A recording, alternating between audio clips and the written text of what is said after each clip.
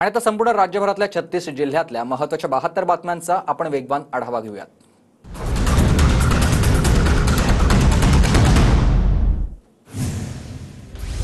विजयी होऊ शकणाऱ्या बंडखोर उमेदवारांशी महाविकास आघाडीच्या नेत्यांचा संपर्क। काँग्रेसकडून थोरात पृथ्वीराज चव्हाणांचा बंडखोरांशी संपर्क, तर पवार गटाकडूनही जयंत पाटलांचा बंडखोरांशी संपर्क। आमच्याशिवाय सत्ता स्थापन होऊ शकत नाही, आम्ही अपक्षांसोबत चर्चा सुरू केलेली आहे, सत्ता स्थापन आम्हीच करणार, बच्चू कडूंचा दावा।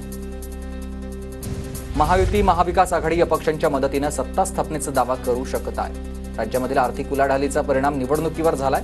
महाराष्ट्रातील सत्ता स्थापनेवर एकनाथ खडसेंचं वक्तव्य। भाजप नेते नारायण राणे मुख्यमंत्री शिंदेंच्या भेटीला। मुख्यमंत्र्यांच्या वर्षा निवासस्थानी नारायण राणे भेटीसाठी दाखल झाले। संभाजीनगरमध्ये नोट फॉर वोटचा प्रकार, मतांसाठी भाजपचे अतुल सावे यांनी पैसे वाटले, इम्तियाज जलील यांचा आरोप, थेट व्हिडिओ दाखवत कारवाईची मागणी। सोलापूरमध्ये काँग्रेसच्या ऐनवेळी दिलेल्या पाठिंब्यानंतर महाविकास आघाडीचे बंडखोर उमेदवार धर्मराज काडादी यांच्याकडून खंत व्यक्त। प्रणिती शिंदे आणि सुशीलकुमार शिंदे यांनी आधी पाठिंबा दिला असता तर चित्र वेगळं राहिलं असतं, काडादींचं वक्तव्य।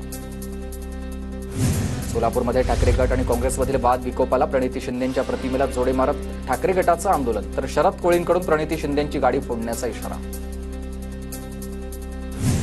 सोलापूरमध्ये महिला काँग्रेसकडून शरद कोळींविरोधामध्ये आंदोलन। शरद कोळींच्या कार्यालयाबाहेर चप्पल तसंच बांगड्या दाखवत आंदोलन। शरद कोळींच्या इशाऱ्यानंतर सोलापूरमधील काँग्रेस आक्रमक। ज्या दिवशी शरद कोळींची गाडी ऑफिससमोर थांबेल त्या दिवशी कोळींची गाडी फोडल्याशिवाय राहणार नाही, युवक काँग्रेसचा इशारा। सुरेश बनकर आणि अब्दुल सत्तार यांच्या समर्थकांमधील राडाचा व्हिडिओ समोर। राडानंतर सत्तारांनी बनकरांना गाडीमधून सोडलं। छत्रपती संभाजीनगरमधील ठाकरे गटाचे उमेदवार राजू शिंदे यांच्यासह 50 कार्यकर्त्यांवर गुन्हा दाखल। बजाजनगरमधील मतदान केंद्रावर गोंधळ घातल्याप्रकरणी गुन्हा। बीडच्या परळीमधील घाटनांदूर मतदान केंद्रावरील तोडफोड प्रकरणी 40 जणांवर गुन्हे दाखल झाले आहेत। तरुणांकडून वोटिंग मशीनच्या साहित्याची तोडफोड।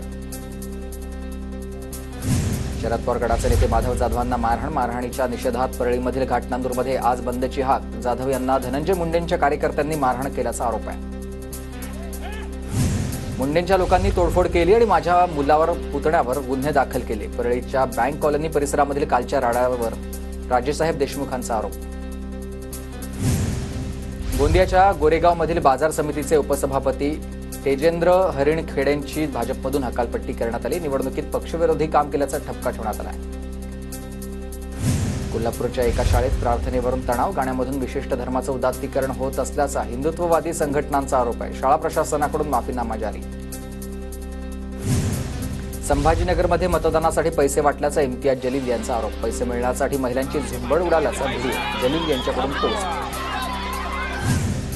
ठाकरे गटाचे जिल्हाप्रमुख रणजित ज्ञानेश्वर पाटलांना जीवे मारण्याची धमकी। रणजित पाटील यांनी परंडा पोलिसात गुन्हा दाखल केलाय। नाशिकच्या नांदगावमधील राड्या प्रकरणी 4 वेगवेगळे गुन्हे दाखल झालेत। सुहास कांदे आणि समीर भुजबळ यांच्यासह समर्थकांवर गुन्हे दाखल।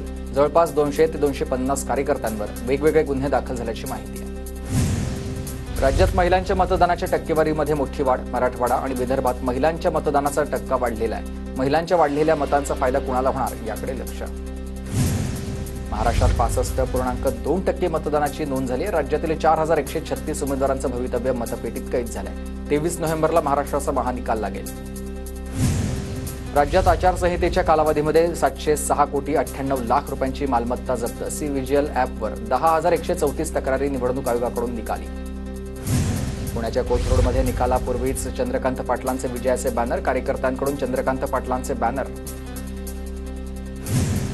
अहिल्यानगरमध्ये निकालाआधीच संग्राम जगताप यांच्या विजयाचे बॅनर। जगताप यांच्या समर्थकांकडून विजयाचे बॅनर लावण्यात आले। बॅनरची जिल्हाभरात चर्चा आहे। पुण्यात शरद पवार गटाच्या 2 उमेदवारांच्या कार्यकर्त्यांनी अभिनंदनाचे बॅनर लावलेत। खडकवासल्याचे सचिन दोडके आणि पर्वतीमध्ये अश्विनी कदम यांच्या कार्यकर्त्यांनी आमदार झाल्याबद्दल अभिनंदनाचे बॅनर लावले।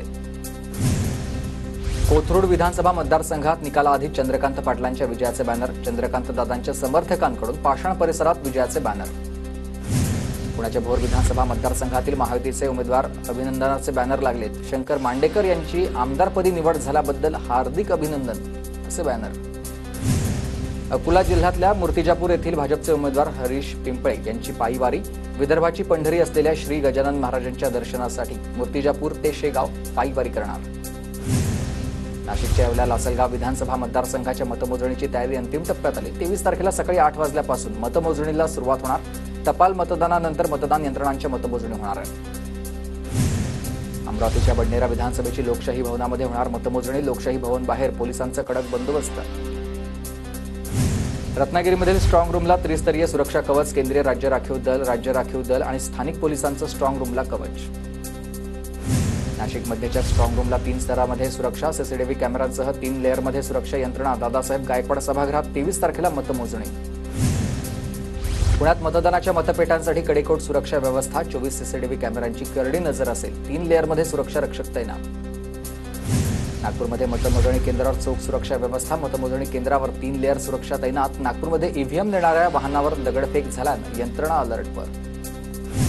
गुलाब्यामध्ये जे स्कूल ऑफ आर्ट इथं स्ट्रॉंग रूम तयार। ईव्हीएम मशीन आणि व्हीव्हीपॅट स्ट्रॉंग रूममध्ये सुरक्षित। पोलिसांच्या बंदोबस्तासह सीसीटीव्हीची नजर।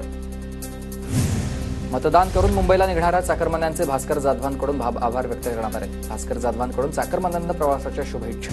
भोर तालुक्यामधील रायरेश्वर किल्ल्यावरील पठारावर असणाऱ्या रायरेश्वर मतदान केंद्र मतदान कर्मचाऱ्यांनाच अवघड पायवाटेनं निवडणूक साहित्य घेऊन प्रवास करावा लागला। कोल्हापूर जिल्ह्यामध्ये सर्वाधिक 76.25% मतदान तर मुंबई शहर मध्ये आता सर्वात कमी 51.7% मतदान झालंय। 23 तारखेच्या महानिकालाकडे सगळ्यांचं लक्ष आहे। पश्चिम महाराष्ट्रामध्ये मतदानाचा टक्का 70%वरून अधिक झालाय। सातारा, सांगली, कोल्हापूरसह सोलापूरमधील विधानसभा निवडणुकीसाठीचा मतदानाचा टक्का वाढलेला आहे। पुणे जिल्ह्यात 61.5% मतदान तर वडगाव शेरी सर्वाधिक 55.71% तर हडपसरमध्ये 50.11% सर्वात कमी मतदान।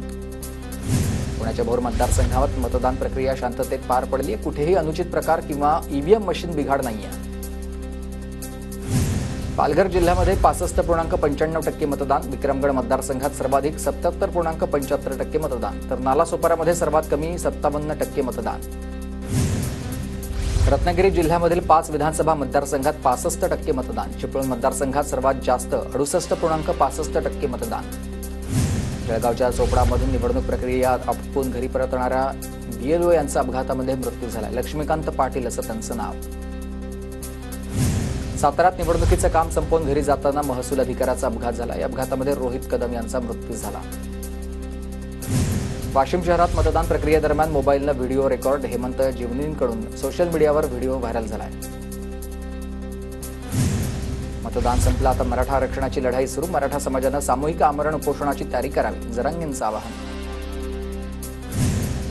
बीडच्या लिंबा गणेशमधून संत बाळूमामांच्या पालखीचं अहिल्यानगरकडे प्रस्थान। पंचक्रोशीमधील भाविकांसह मेंढ्यांचा कळप पालखीत सहभागी झाला।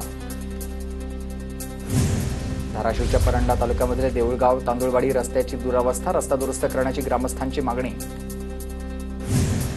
कापसाचे बाजारभाव घसरल्यानं शेतकरी वर्गामध्ये नाराजी आहे। चांगल्या पावसामुळे वाशिम जिल्ह्यात 30,000 हेक्टर कापसाची लागवड आहे।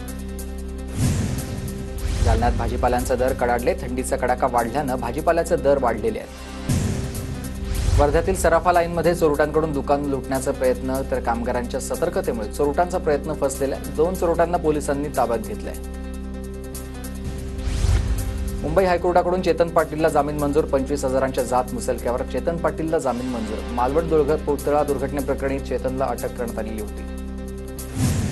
शाळेचे गेट अंगावर पडून विद्यार्थ्याचा मृत्यू झाला। कोल्हापूरच्या करवीर तालुक्यामधल्या कर्ले या गावातली घटना आहे। 6वीत शिकणाऱ्या स्वरूप माने या नावाच्या विद्यार्थ्याचा मृत्यू झाला। पनवेल पारगाव गावामधील सर्वे नंबर 90 असलेल्या अतिक्रमित दर्ग्यावर कारवाई करण्यात आली। सिडकोच्या जमिनीवर बांधकाम केल्यानं आणि विमानतळाला धोका निर्माण होत असल्यानं सिडकोची कारवाई।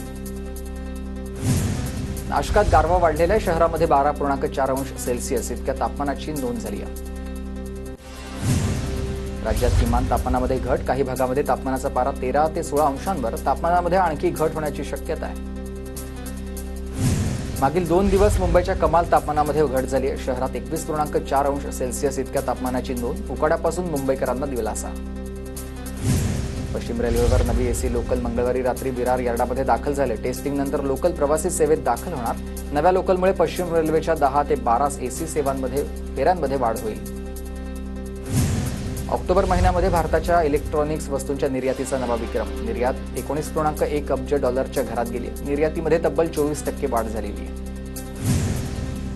चालू आर्थिक वर्षात पहिल्या 6 माहीमध्ये कोळशाची आयात 9.83% घटून 3.32 कोटी टनांच्या घरात गेली आहे. पोलाद उद्योगासाठी आणि वीज प्रकल्पासाठी लागणाऱ्या कोळशाच्या आयातीमध्ये वाढ झाली. श्रद्धा वालकर हत्या प्रकरणातील आरोपी अफताब पुनावालाचा कोर्टामध्ये अर्ज. बिष्णोई गँगकडून जीवाला धोका असल्यानं व्हीसीद्वारे कोर्टात हजर राहण्याच्या परवानगीसाठी अर्ज. कोर्टाकडून व्हीसीद्वारे कोर्टात हजर राहण्याची परवानगी.